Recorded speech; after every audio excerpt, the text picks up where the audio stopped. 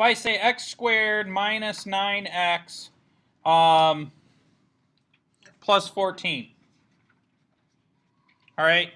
So a couple things we need to remember. One is you gotta list A, B, and C. Right? And you got to remember this is written in ax squared plus bx plus c. That's the form. So a is equal to 1, b is equal to -9, and c is equal to positive 14. So we want to remember a couple of things. A times c is equal to 1 times 14. That's important. Okay?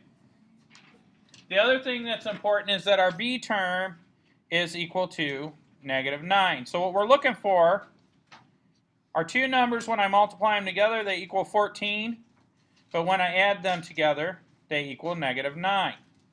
So we know that this is a product of two binomials. Okay? So what we're going to do is we're going to draw our little grid.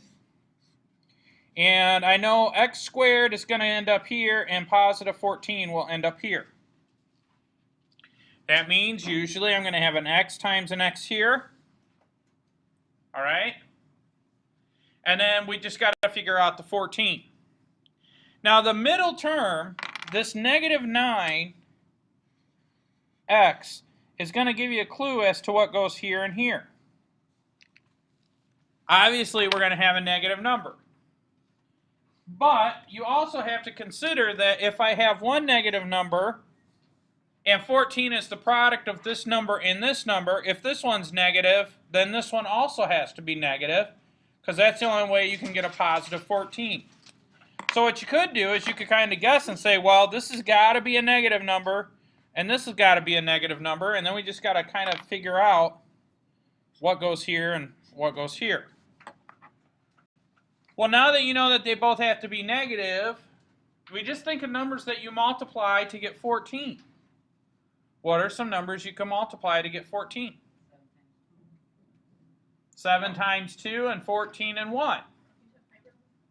So if I were to plug in 7 times 2 here, that would give me the positive 14, and then it should give me the -9. In other words, if I use -7 times -2, that gives me positive 14.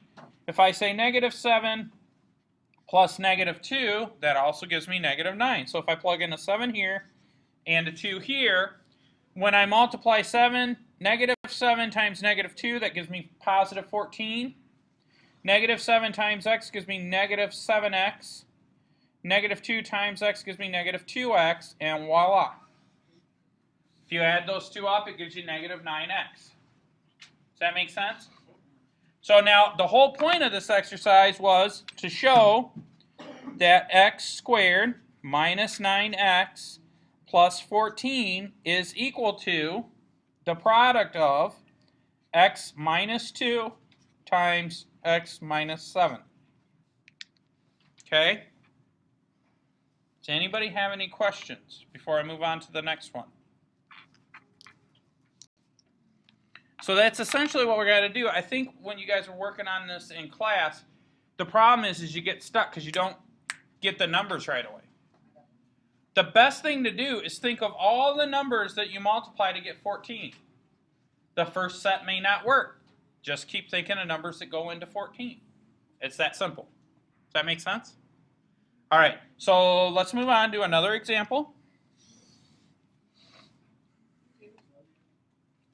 If I have a squared, and I am going to collect this for a grade, so make sure that you guys are all writing this down.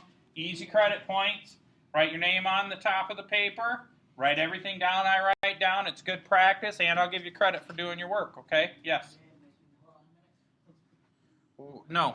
When are y'all getting a grade?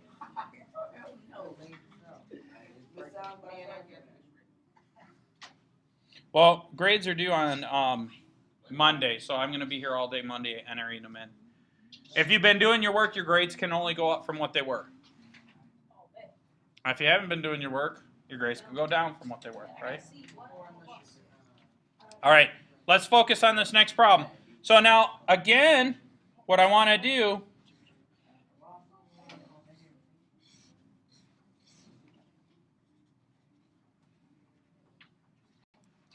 Now this one's a little bit tougher.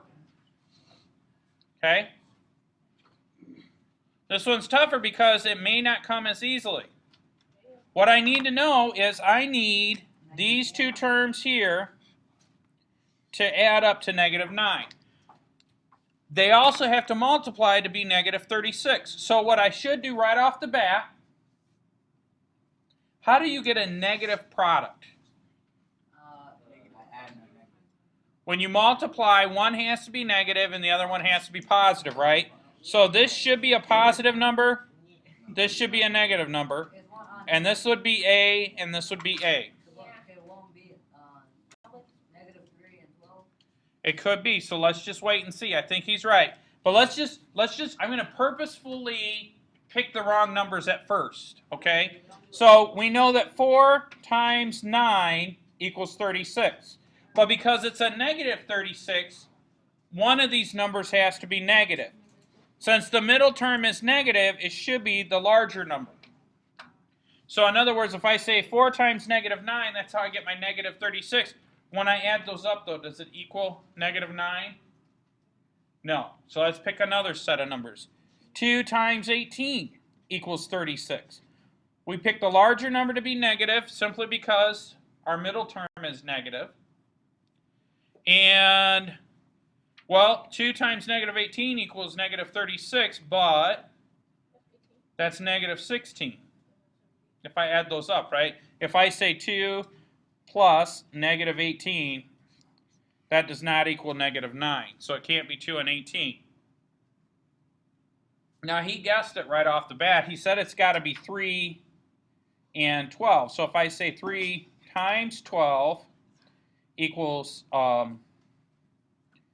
36, and then if I want them to be negative, I make the bigger number negative because my middle term is negative.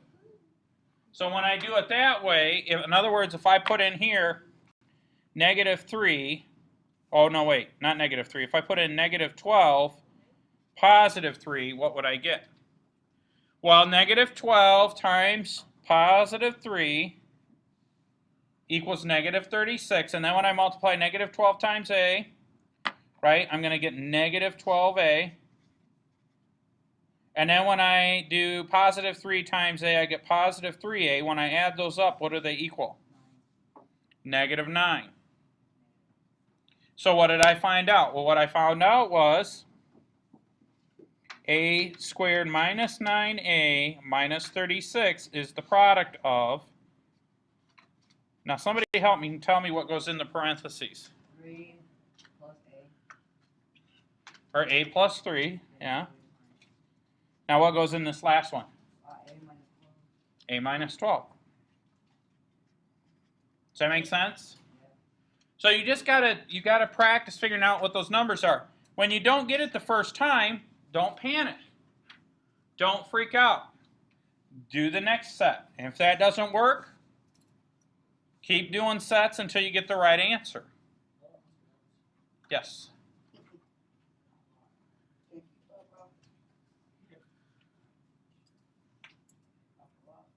Make sure that everything I write down, you guys are writing down as well.